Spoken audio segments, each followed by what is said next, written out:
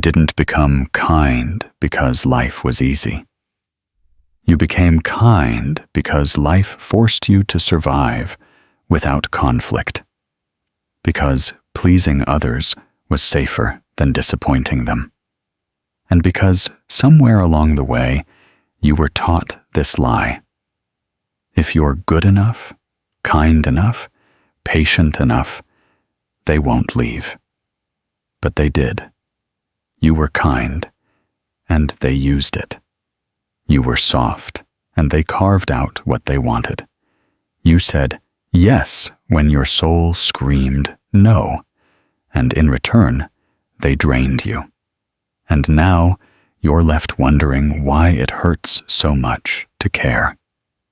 Carl Jung warned us about this. He said that when kindness is disconnected from self-respect, it becomes a prison. And you, the good one, become your own warden. But this isn't your fault. You were trained for this, raised to be agreeable, praised for being quiet, rewarded for sacrificing, conditioned to feel guilty whenever you put yourself first. Because somewhere in your story, maybe in childhood, maybe in a relationship, you learned that your worth is tied to your usefulness, that love must be earned by how much you tolerate, that being easy to love meant being easy to control. So what did you do? You let things slide. You forgave what broke you. You shrunk yourself to make others comfortable.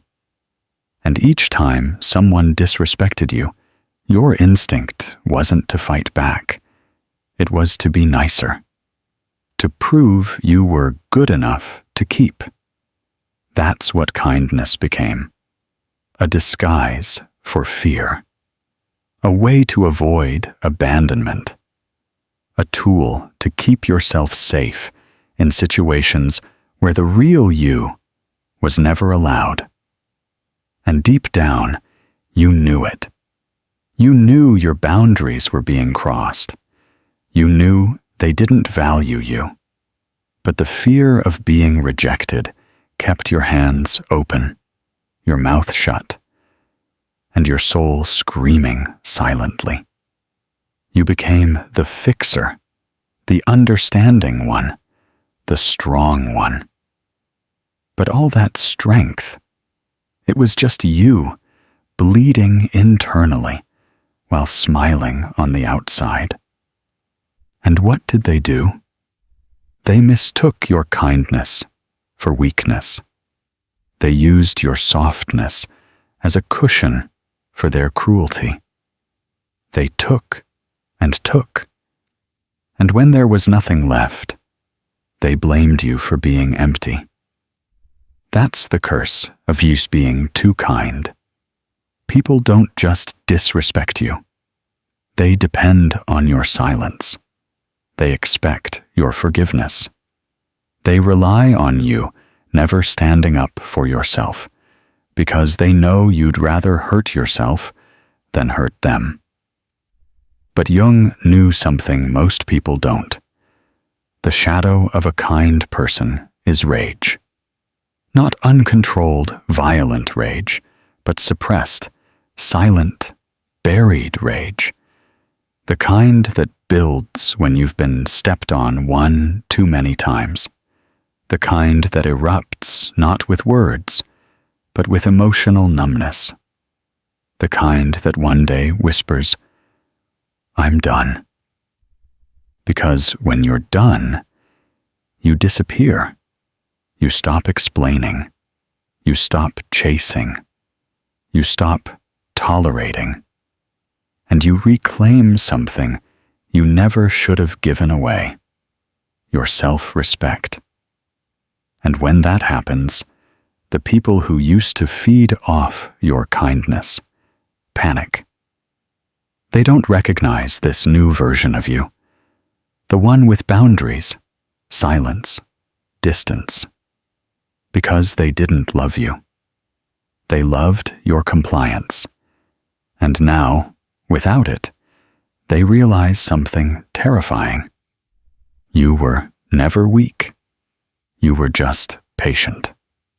And now that your patience is gone, you're untouchable. You've probably heard this phrase before. Kill them with kindness. But no one talks about how, in the process, you end up killing yourself. Because there comes a point when kindness turns into self-erasure. Not because you're weak, not because you're naive, but because you were psychologically conditioned to believe that kindness is your only currency, the only thing that makes you lovable, safe, and accepted. Carl Jung didn't just study the psyche. He studied the patterns that destroy it. And one of the most dangerous patterns he saw? The compulsive need to be liked. You see, this isn't about just being a nice person. This is about survival. When you were young, maybe the only time you felt seen was when you were helping. Maybe your worth was measured in how quiet you could be, how adaptable, how agreeable. Maybe love was conditional, and you learned that to avoid punishment or rejection, you had to please, to perform, to soften every edge of who you were. So you became kind, overly kind, dangerously kind, not out of love, but out of fear. Fear of abandonment, fear of conflict, fear of being called selfish, fear of someone finally confirming what you always feared about yourself, that you're only lovable when you're useful. Jung described this as a trauma of identity, when who you are is built on what others needed you to be. It doesn't feel like trauma because it wasn't loud. It was silent. It was smiles and praise. It was people saying, "You're so mature for your age," while handing you responsibilities your nervous system wasn't ready for. It was being the one who solved everything, while slowly losing your own sense of self. So now what happens? You say yes when you want to say no. You forgive too quickly. You explain yourself too much. You notice the smallest shift in someone's tone, and it eats at you. You overthink a message you sent hours ago. You apologize even when it's not your fault. Because deep down, the fear isn't just that they'll leave. The fear is that if they leave, it proves you're not enough. And that's what they trained you to believe. But here's what Jung knew. What you repress controls you. And you've been repressing a truth that's dying to be heard.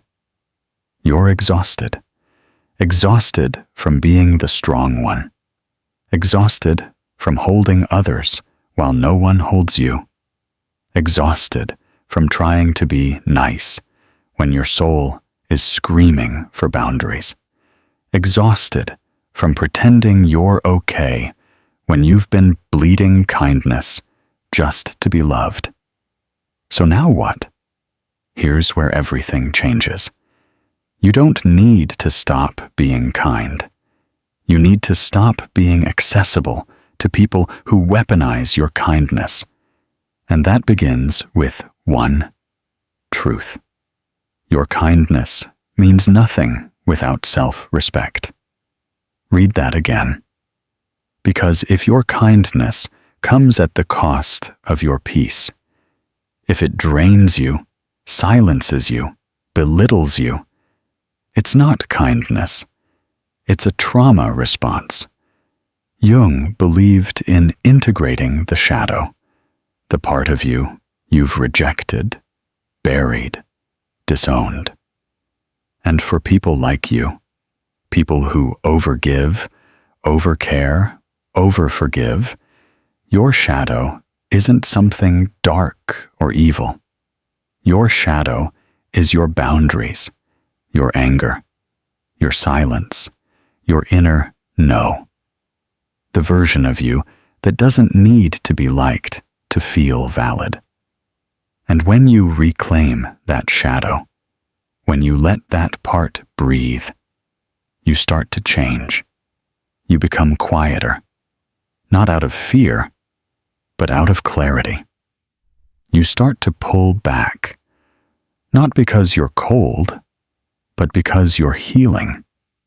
You become unavailable to manipulation, unaffected by guilt-tripping, uninterested in proving your worth. Because here's the secret. When you stop trying to be understood, you become powerful. When you stop chasing validation, you become magnetic. When you stop explaining yourself, the right people just get it. And the wrong people, they'll call you distant. They'll say you've changed. They'll say, you used to be so kind. And you'll smile, because they're right. You used to be so kind that you forgot yourself. You used to be so understanding that you tolerated what broke you. You used to be so available that you disappeared in the process. But not anymore, because now you know that the real ones never needed you to bleed to love you. That kindness given out of fear is manipulation, not love. That sometimes being kind means walking away. That you don't owe anyone the version of you that made them comfortable. That not everyone deserves access to your softness. You're not here to be digestible. You're not here to be understood by people who benefit from your silence. You're not here to convince someone to treat you right. You're here to choose yourself, not with pride, but with peace, not with rage, but with clarity. Because when your kindness is no longer about survival, it becomes something sacred, something rare, something powerful, and no one will be able to take it from you again. You've been taught that your softness is your greatest asset, but no one ever told you how dangerous it becomes when it's given to the wrong people. No one warned you that in the name of being kind, you might one day bury your voice, that you'd keep peace on the outside while going to war inside, that you'd become so obsessed with being the good one, the nice one, the understanding one, you forgot what it feels like to be you. Carl Jung said something that changed everything. People will do anything, no matter how absurd, to avoid facing their own soul. And for too long, you've avoided yours. You've blamed yourself when others crossed the line. You've kept doors open to people who only came to take. You've given the most dangerous people the most sacred parts of you. Your time, your trust, your heart, your silence. But now, it's time to do what you were never allowed to do. Turn inward, not to change yourself, but to finally meet the version of you that's been hiding under all that niceness. The version of you that doesn't smile to avoid conflict. The version of you that doesn't say yes out of fear. The version of you that doesn't feel guilty for walking away. Because she's in there. The version of you who doesn't beg, who doesn't chase, who doesn't perform, who doesn't over-explain. The one who sits in silence and lets her absence speak louder than her words ever could. She doesn't fight for a seat at tables that make her feel invisible. She doesn't stay loyal to patterns that drained her. She doesn't confuse love with sacrifice. And most of all, she doesn't let people think that kindness means she'll never walk away. That's the real you, the one that your trauma tried to kill, the one your people-pleasing tried to bury, the one your inner child still cries for. It's time to bring her back, but not with rage, not with revenge, and not with dramatic exits. No, you do it with silence, with boundaries, with standards, with distance, with peace so deep it scares people who were addicted to your emotional chaos. Because here's the truth. Some people never deserved your kindness. They only stayed close because you had no boundaries. They loved your silence, not your soul. And when you finally stop being too kind, when you finally choose yourself without guilt, they will feel your absence as if it were punishment. But it isn't. It's clarity. You're no longer available to be drained. You're no longer accessible to people who confuse loyalty with self-abandonment. You're no longer addicted to being needed. And that's what freedom looks like. It looks like walking away quietly. It looks like choosing solitude over toxicity, self-respect over attention, peace over pleasing, truth over comfort. And when they ask why you changed, when they wonder why you're no longer as kind as you used to be, you won't need to explain. Because they knew. They always knew. They were just hoping you'd never figure it out. But you did. And now, you're untouchable. If this video spoke to your soul, if you've ever felt drained, used, or invisible in the name of being kind, like this video to show you're reclaiming your power. Comment below. What's one boundary you're ready to set starting today? Subscribe to Psychatic for more Carl Jung psychology that exposes your deepest emotional patterns and sets you free. And if you feel like this helped you, consider sending a super thanks to support the channel's raw and original content.